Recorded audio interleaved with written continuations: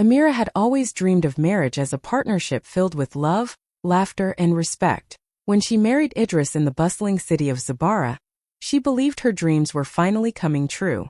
At first, everything seemed beautiful. The celebrations, the promises, the warmth of family around her. But as the wedding dust settled, Amira began to see the cracks. Life in Idris's home was not what she had imagined. His mother, Mama Sefiu, a woman with a sharp tongue and commanding presence, treated her not like a daughter-in-law but like a maid who existed only to serve. Every morning before the sun even rose, Amira was expected to be on her feet, cooking, sweeping, and running from one corner of the house to another. "A good wife obeys," Mama Sefiu would often say, her words carrying the weight of a law. Idris never defended Amira. Instead, he stood beside his mother, nodding in agreement as though marriage meant submission, not love. Amira tried to smile, tried to convince herself this was normal, but deep inside her heart ached. She wondered silently if happiness had been nothing more than an illusion, and if this marriage was a cage she had unknowingly walked into. From the moment the rooster crowed in Zabara, Amira's day began, not with peace or joy, but with a long list of demands waiting for her. She would stumble out of bed, her eyes heavy with sleep, only to hear Mama Sefiu's voice echoing through the walls. "Amira, fetch water. Amira, prepare the fire. Amira, sweep the yard before the neighbors see." There was no moment to breathe, no pause to gather herself. She cooked breakfast for everyone, yet rarely got the chance to sit and enjoy a plate for herself. She scrubbed the floors until her knees ached, washed clothes until her fingers blistered, and carried heavy loads as if her worth was measured only by the strength of her back. And when she thought perhaps Idris would see her pain, he only made it worse. Whenever Amira tried to speak, Idris silenced her with the same cruel words. "A good wife obeys her husband and his mother." His voice carried no tenderness, only judgment, as though love had vanished the day they got married. Amira felt less like a partner and more like a prisoner trapped in endless servitude.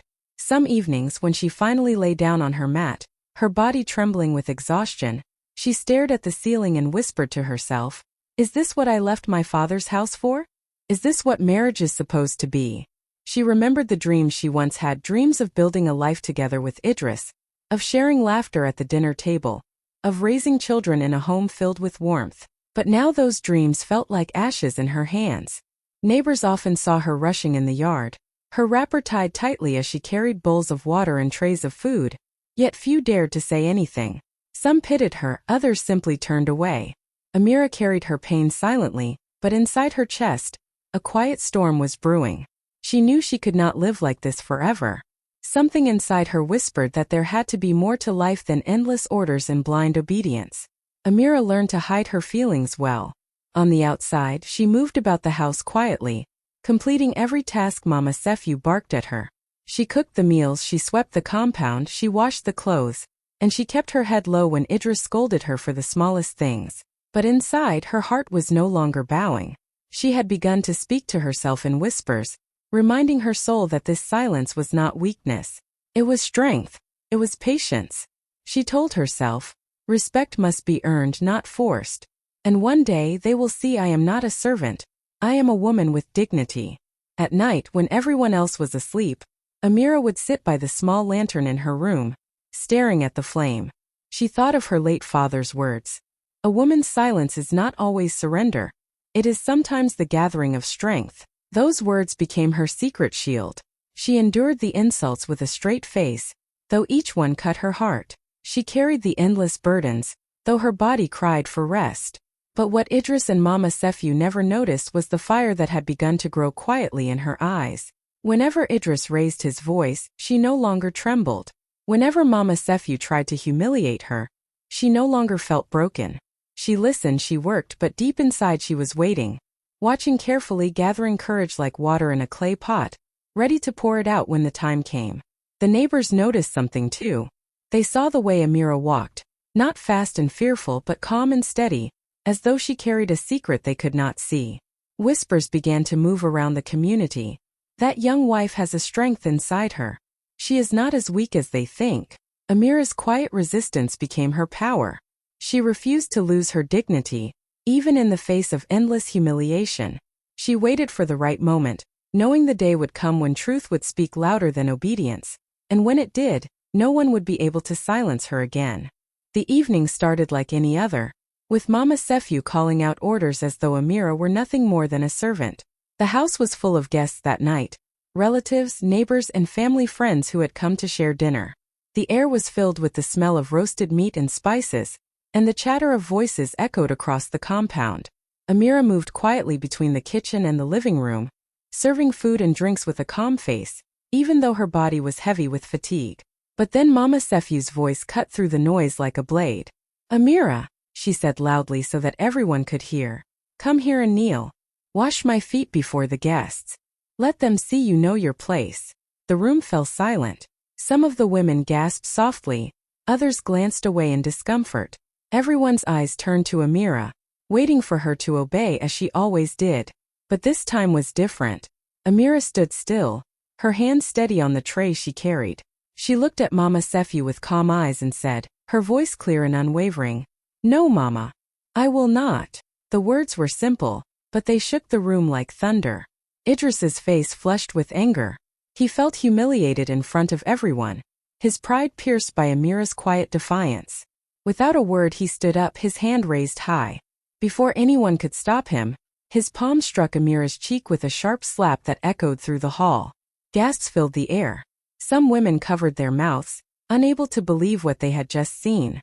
Others shook their heads in silence, the shame too heavy to ignore.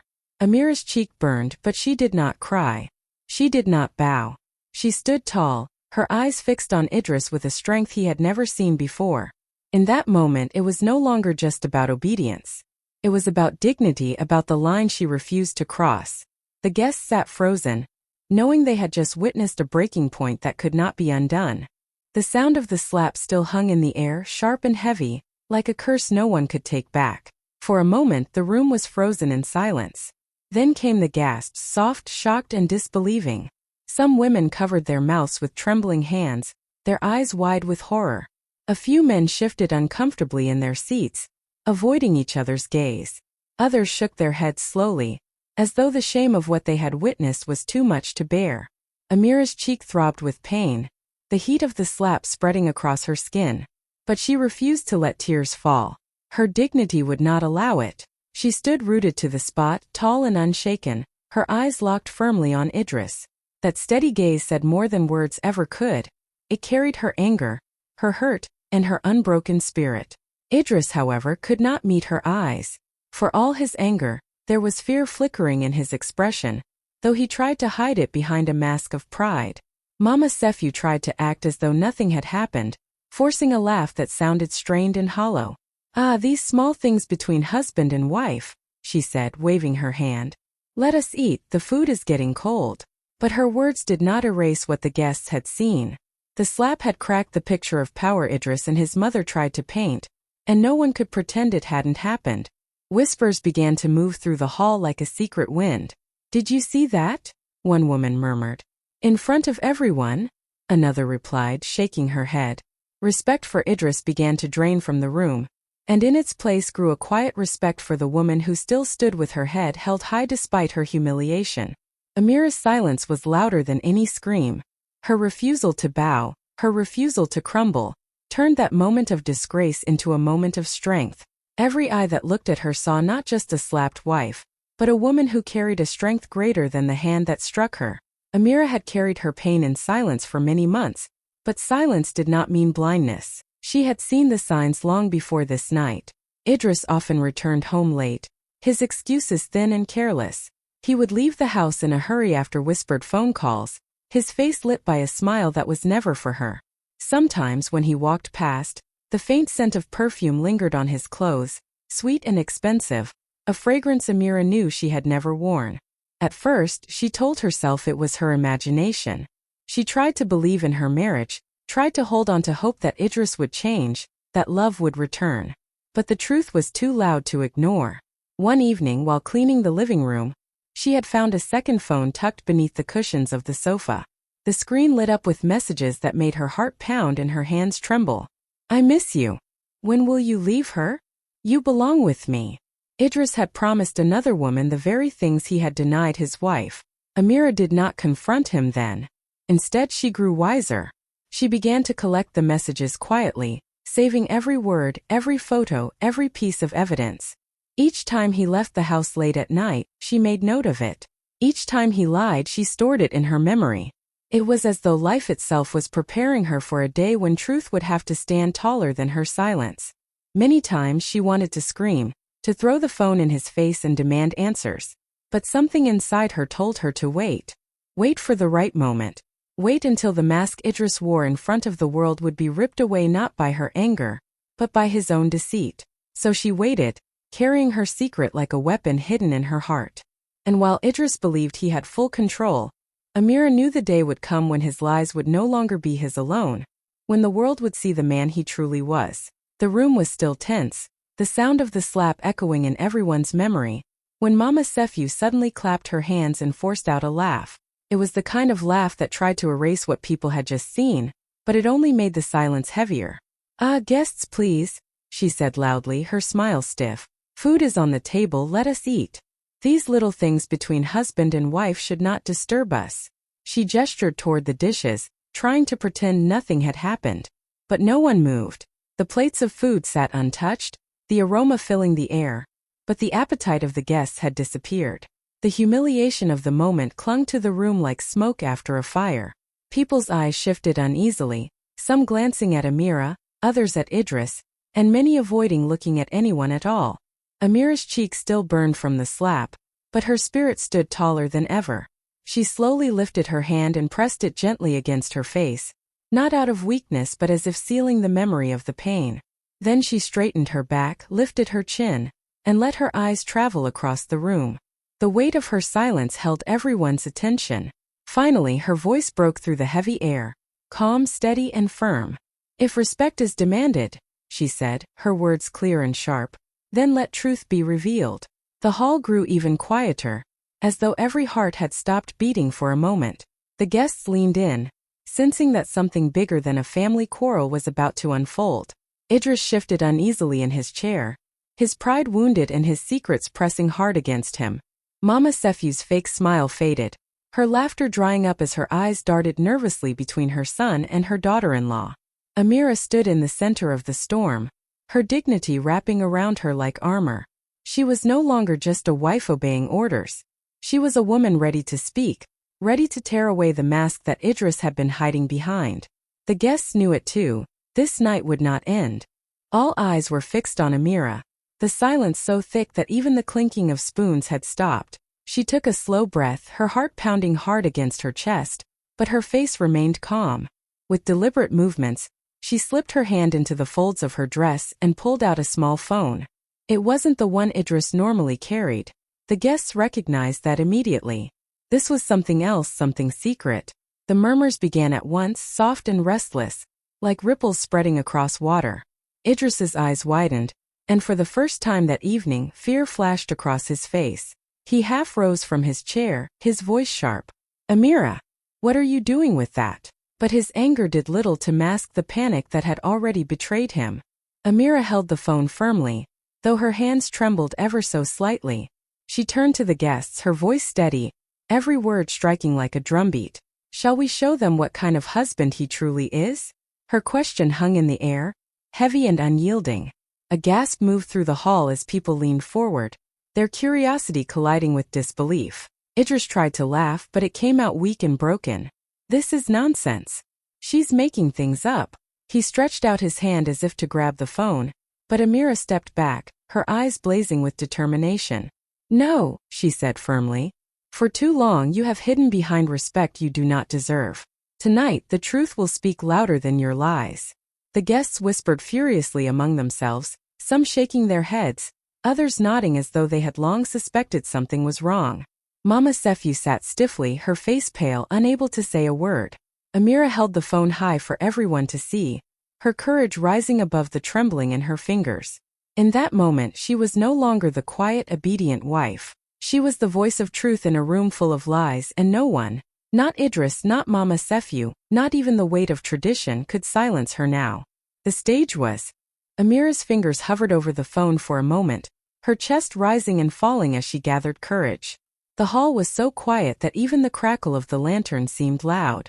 Then with one steady breath, She unlocked the phone and opened the messages. Her voice, though calm, carried the weight of a storm as she began to read. I can't wait to leave her. She is nothing compared to you. A gasp swept through the room. Amira's eyes flicked up briefly, catching the faces of the guests, then dropped back to the screen. She continued, her words slicing through the silence. You are the one I should have married, not her. Soon I'll find a way to make it happen. The whispers grew louder now, people covering their mouths in shock. Idris shifted in his chair, his face drained of color, his lips moving without sound. Amira's hand trembled, but her voice did not. She doesn't satisfy me. She is weak, dull, and only knows how to cry. You are the woman I need by my side. The words burned as they left her lips, each one cutting deeper into her chest than the sting of the slap she had endured earlier. Yet she did not stop. She refused to let the pain silence her. Idris finally shouted, Enough! Stop this madness! But no one listened to him anymore. All eyes were on Amira, and all ears were hearing the truth he had tried so hard to hide. The final message she read was like the final blow to his reputation. When the time is right, I will leave her humiliated, and you and I will live the life we deserve. The room erupted in murmurs, disbelief mixing with outrage. Amira lowered the phone slowly, her cheeks still burning but her dignity shining brighter than ever. The betrayal was laid bare, word for word, in front of every witness. Idris had tried to shame her with his hand, but tonight, his own words had become the rope that tied him in disgrace. The room was already shaking with whispers when Amira's voice grew sharper. She scrolled further down the phone, her eyes glinting with both pain and courage. And if you wonder who she is, Amira said, her words slow and deliberate, it is no stranger. She turned the phone around for the guests to see the name flashing on the screen. A stunned silence fell over the hall, then gasps rose like a wave crashing on rocks. The mistress was not some unknown woman from the city. It was Halima, Idris's own cousin's wife, the same Halima who often attended family gatherings, smiling sweetly, sitting beside the elders with her head covered in respect. She was the woman many looked up to as an example of grace. To find her name tied to Idris's secret messages was like finding poison in a cup of water everyone had been drinking from. Mouths dropped open, hands covered faces, and heads shook in disbelief. Some of the women muttered prayers under their breath, as though trying to cleanse their ears from the shameful words they had just heard. Ya Allah, his cousin's wife? One of the elders whispered. The weight of betrayal doubled, not only to Amira but to the family's honor itself. Idris's arrogance crumbled before their eyes. The proud man who had stood tall moments ago now sat hunched, his face pale, his lips trembling as he searched for words that would not come. He tried to stammer. It's not what it looks like. But his voice cracked, weak and unconvincing. The proof was there, written in his own words, and no denial could cover it. Mama Sefi's face turned dark with shame. She opened her mouth to speak but nothing came out. The guests were already looking at her son not as the honorable man she always defended, but as a liar, a cheater, and a man who had disgraced his own bloodline. Amira stood firm in the center of it all, her head lifted high. For once, Idris's secrets were no longer hers to carry. They belonged to the whole family now, and the shame way.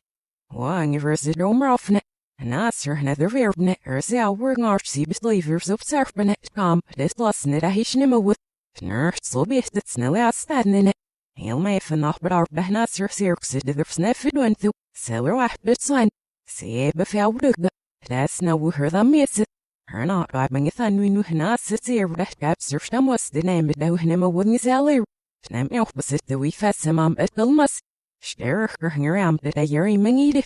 Stare her at Bush say. More when they look at thirst the room. Snell asked the sea showm. Came Becky sweet skin in the isles of Nasari Minin off. All bound nuts of snid of either.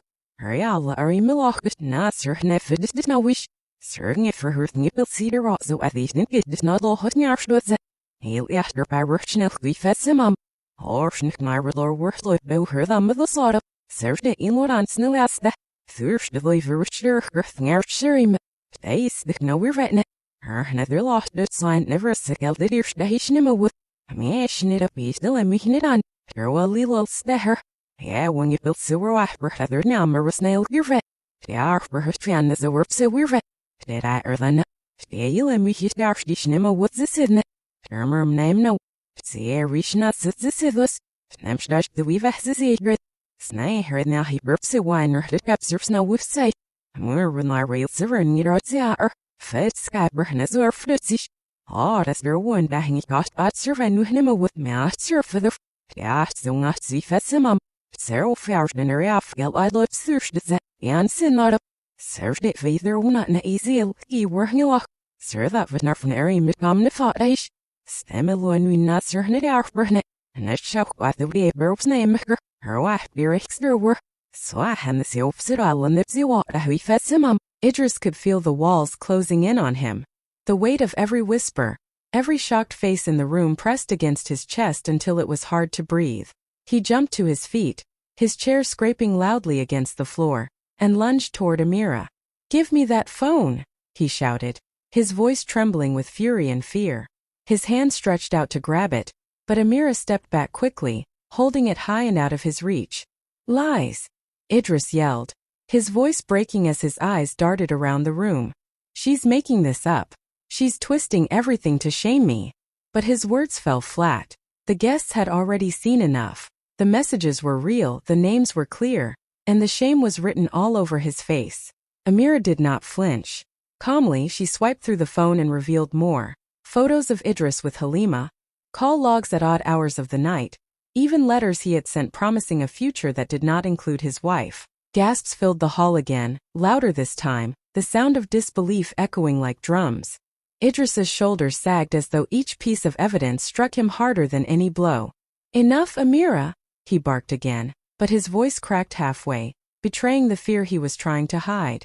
His image of control, the authority he had once wielded so easily, shattered before everyone's eyes. He was no longer the proud husband demanding respect. He was a man caught in his own web of lies, cornered and desperate. Some guests shook their heads. Others whispered prayers for Amira's strength. The elders frowned, their disappointment heavy, their silence louder than Idris's shouting. His eyes darted helplessly to his mother, but Mama Sefu sat frozen, unable to rescue him. Amira's voice rose, calm but firm, carrying the weight of her truth. "These are not my words, Idris. These are yours. Tonight you will be judged not by me, but by the truth you tried to hide." And with that, the last of his pride crumbled. Idris was exposed, stripped of his. The room had reached its boiling point. The whispers turned into heavy silence as the elders, the most respected voices in the family, slowly rose to their feet. Their faces were stern, their eyes filled with disappointment that cut deeper than any slap. One of them, Elder Jemba, a man known for his wisdom and fairness, stepped forward. His voice was steady but sharp, every word carrying the weight of truth. "A man who cheats," he said, his gaze fixed on Idris, "and a man who raises his hand against his wife is no man at all." The hall erupted in murmurs of agreement. Women nodded, some with tears in their eyes, and men looked away from Idris, ashamed to even be associated with him. The shame he had tried to pour on Amira now sat heavily on his own shoulders, visible for all to see. Idris opened his mouth to speak, but no words came out. He looked smaller than he had ever looked before, his pride stripped bare in front of everyone. Then the elders turned toward Amira. Elder Jemba lifted his hand slightly, pointing at her. "This woman," he said firmly, "has carried herself with dignity in the face of pain. She has endured what many would not, and tonight she has spoken the truth without fear. She deserves respect, not humiliation." The guests nodded in agreement, their eyes softening as they looked at Amira. For the first time since the night began, Amira felt the room shift in her favor. She had walked into the gathering as the woman constantly silenced and shamed, but now she stood as the voice of truth and strength. The respect that Idris had demanded but lost was now flowing toward her naturally, freely, from every corner of the hall. Some women whispered, "May God bless her courage." Others said, "This is the strength of a true wife." Even the men who had stayed quiet all night now looked at her with newfound admiration. Idris sat defeated, his head lowered while Amira stood tall. In that moment the judgment was clear. The liar was shamed and the Amira stood in the center of the hall, her cheek still marked by Idris's slap, but her spirit shining brighter than ever. The elder's words still hung in the air, the whispers of the guests circling like fire, yet she remained calm. She looked straight at Idris, her voice steady, her chin lifted with pride. "You wanted to shame me," she said slowly, every word falling heavy in the silence. "But today truth has shamed you." Idris tried to speak, his mouth opening and closing, but no words came out. His face was pale, his eyes darting between the guests, desperate for someone to defend him. But no one moved. Even his own mother sat in silence, her head bowed, unable to save him. Amira took a deep breath, her hands no longer trembling. She placed the phone gently on the table in front of the elders, as though leaving behind the final piece of her burden. Then with graceful steps she turned toward the door. Her wrapper swayed lightly around her ankles, and the soft sound of her footsteps filled the room. The guests parted for her without a word, their eyes following her with admiration. Some women wiped their tears quietly, inspired by her courage. Others nodded with respect, whispering prayers for her future. For many, it was the first time they had seen a woman walk away from disgrace with her dignity not only intact, but shining like a crown. Idris sat slumped in his chair, drowning in the scandal he had created for himself. His pride, his authority, his secrets. Everything had been stripped away in front of the very people whose respect he craved. Now he was left with nothing but shame. Amira, on the other hand, walked out not as a defeated wife, but as a woman who had chosen herself over humiliation. The door closed softly behind her, but the echo of her courage stayed in the hall, leaving Idris to face the ruins of his lies alone. By the next morning, the story of what happened in Idris's house had spread across Zabara like wildfire. People whispered about it in the markets, spoke of it in hushed tones at the water wells, and repeated it in family gatherings. But the whispers were not about Amira's shame, they were about her courage. Women told each other, "She stood tall even when the world tried to break her. She showed us that silence does not mean weakness." Amira, once seen as the quiet wife who bowed her head to every command, was now spoken of with admiration. Her dignity, her calm defiance, and the way she exposed the truth became an example for women who felt trapped in their own struggles. She reminded them that respect cannot be forced, and that no woman should accept humiliation as the price of marriage. Idris, on the other hand, could not escape the shadow of disgrace. Everywhere he went, eyes followed him, not with respect but with mockery. Men who once admired him now shook their heads, and women whispered about his betrayal. His mother, once proud and loud, now kept to herself, unable to erase the shame her son had brought upon the family. Amira did not return to that house. Instead, she began to rebuild her life with quiet strength. She carried her pain with grace, but also her victory with pride. And in Zabara she became more than just a wife. She became a symbol of honor, a woman who stood